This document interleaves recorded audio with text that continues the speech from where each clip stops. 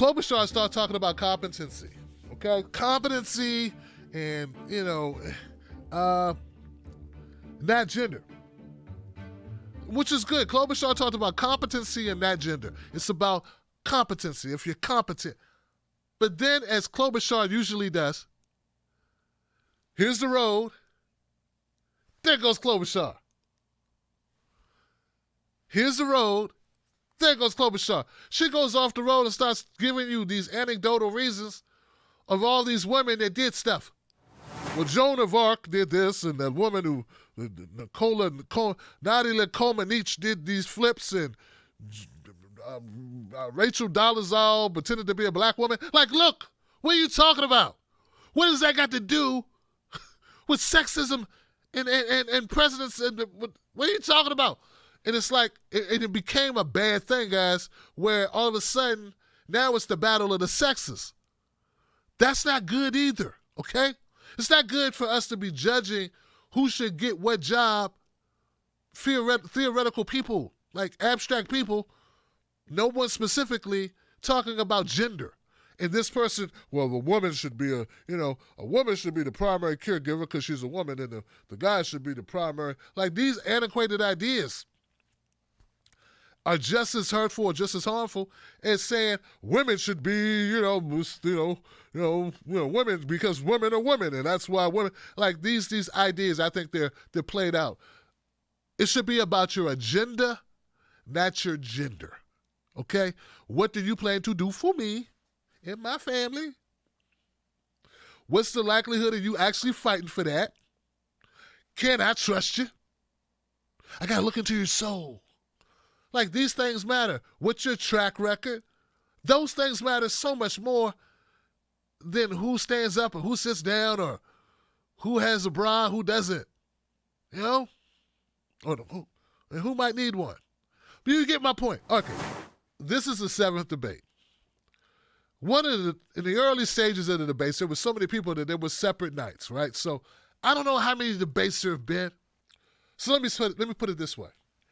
Every debate, Amy Klobuchar brings up her 90-year-old dad. Every debate. And it's supposed to tug at your heart. Oh, God, Amy's dad is 90 and he was a wine head. He was a juice head or something. Like, we're supposed to feel really bad that Amy grew up with dad, who drank too much or something. Fall asleep on at the bar, not make it home. Used to pee himself. Say mean things. Get out of here, Amy. That's why you're short.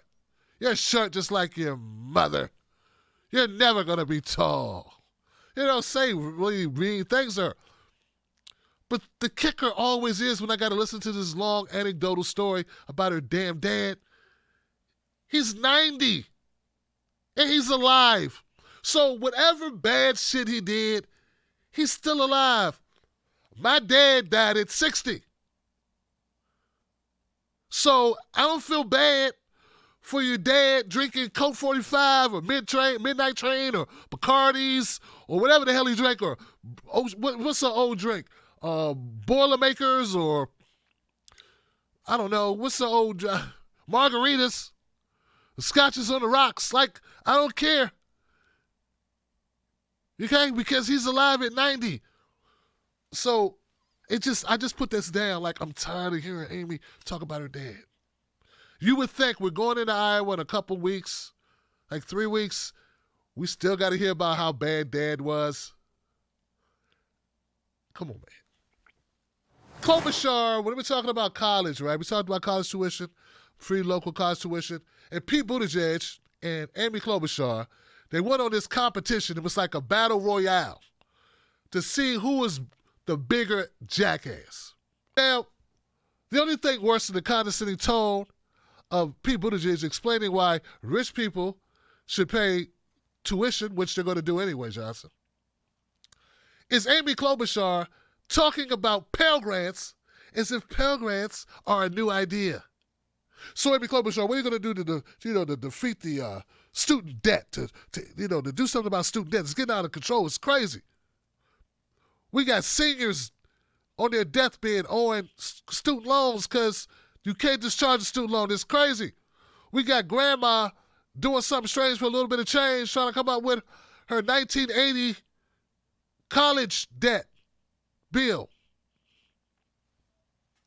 Amy Klobuchar is like, well, I got a lot of great ideas, and there's nothing wrong with having pragmatic, reasonable ideas that are built on everyone working together, and those ideas, Pell Grants. And I'm like, Pell Grants? Yes, we can strengthen them with Pell Grants. Of course, we got Pell Grants. We can throw the Pell Grants in there, and we catch them, and we put the Pell Grants on. I'm like, Pell Grants is such an old idea. Pell is in a nursing home, and Grant is looking down on us from above. That's how old Pell Grants are. Guys, Pell Grants are not a new idea. If you get up on the debate stage and that's all you got is an idea about Pell Grants and student loan debt, your ass been in a coma for 30 years. Okay? I was in high school. They were talking about Pell Grants. I ain't been in high school for 30 years. All right? All right. They asked Amy Klobuchar, hey, Amy, being as you've made the case here for pragmatism, and there's been a number of suggestions or policies that a number of the candidates here have put forth, and it seems like every one of them you were shooting down, saying they're unreasonable, not practical. Being as though you put yourself as the practical candidate, how do you expect to inspire voters to come out? And the response that Amy Klobuchar gave, guys, I don't know how else to describe it. She said this. She literally said, guys, I'm different. I'm from the Midwest. And we're not just a flyover state. But we're a state you want to stop at and have a beer, get to know people. And I'm sitting there watching this. I'm like, what the hell does that got to do with people being excited about electing you? In fact, it has nothing to do with electing you. You saying you're from the Midwest does not make me excited at all. Okay? Not at all. I mean, hey, look, let's keep it 100, guys. I know you love your Minnesotians. There's a lot of Minnesotans out there. I got nothing against Minnesotans. But I'm going to tell you this. I have yet to meet a person from Minnesota who didn't want a vacation on the coastal or the west coastal or a coastal state. That's right. I never met a bunch of people from Kansas going, screw New York. Who wants to go to L.A.? We got all this Kansas flat earth. This is great stuff, man. Ain't nothing like a night on the Hobbity horse down at the local Wallaby Wiki Mart. Like, that's where it's at. So miss me. So it's like selling us on this idea that this is the middle of the country, the heart and soul of the heartland. Yeah. And everybody that's in the heart and soul of the heartland wants to get the hell away from the heart and soul of the heartland and visit the armpits and the extremities a little bit, do some fishing and take in some sun. Closing statement number 1 was done by Amy Klobuchar. And now, this is probably the most rehearsed canned line that they will give all night. It's the thing that they've been practicing in the mirror. 1 potato, 2 potato, 3 potato, 4 potato. You know what I mean? Because, so much hinges on it. As I stated, it's the last thing you're going to say to voters. And this closing statement is so huge, guys, because there won't be another debate this month. And they're about to go into Iowa. And going into Iowa is sort of a big deal, okay? It's the first state, and people kind of look at Iowa like, oh, he didn't do so good in Iowa. I don't think people like him. Well, maybe I shouldn't like him. And start doing the Al Franken voice on your ass like, I don't know. They don't like him. Maybe I shouldn't like him. Yeah. I don't know. I don't even think his parents like him. Amy Klobuchar's closing statement started like this. She said, it's about our lives. It's not about this, not about that. It's about our lives. It's about... And then she started naming all the things that it's about. And she was doing pretty good until she said something like, it's about criminal justice. And I was like, did she say criminal justice before? Amy Klobuchar is a prosecutor who never brought a single charge against a police officer during her entire tenure as a prosecutor in Minnesota.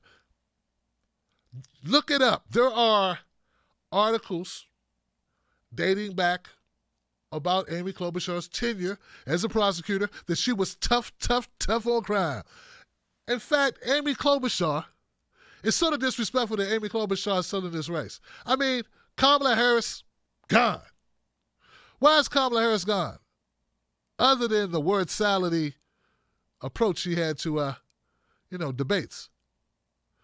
Other than Tulsi Gabbard calling her out that time, embarrassing her in front of the whole world, looking at her record. Besides that, and besides her saying she loved, back in college, she loved Tupac's record 4 years before he even came out. But besides all that stuff, it was because she was a prosecutor, Johnson. So Amy Klobuchar and Kamala Harris have something in common.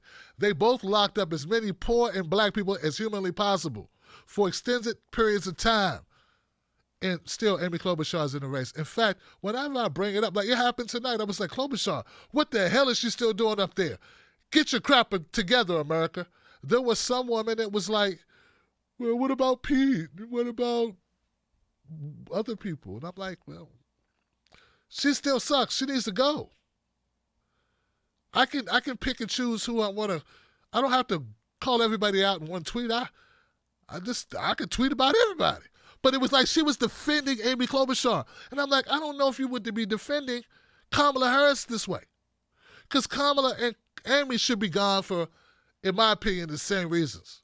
And the fact that Amy Klobuchar is still in this race, if you want to point to there being a form of discrimination in these debates, still they're not the same person, but they pretty much had the same job. So, anyway. So just the fact that she, I don't know, Amy forgot that people remember her as a prosecutor. It's kind of hard for you to talk about criminal justice reform when you had the job, you didn't do any reforming. You doubled down on, Amy Klobuchar was locking people up for graffiti, giving them a hard time for painting on a wall. That's what Amy Klobuchar was doing.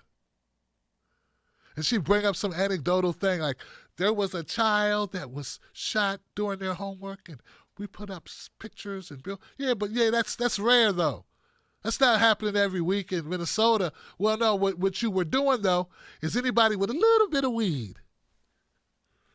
Not even enough weed to pass. Like, you ain't got enough weed to puff pass. It just be one puff. And Amy be like, gotcha. 3 years. That was Amy Klobuchar, okay?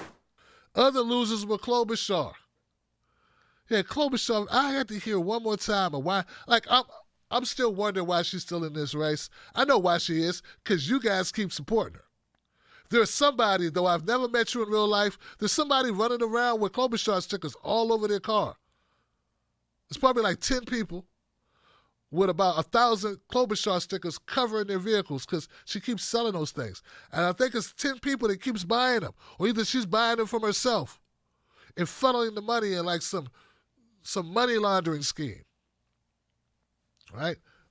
Or maybe she got her 7 boyfriends to all go, or maybe Bill Maher's buying them out. All right. So those are the winners and losers. And actually, when we talk about dropout, I think Klobuchar and Tom Steyer need to drop out. Klobuchar and Steyer should leave. They both should leave. They should join hands and skip into the, to the hereafter.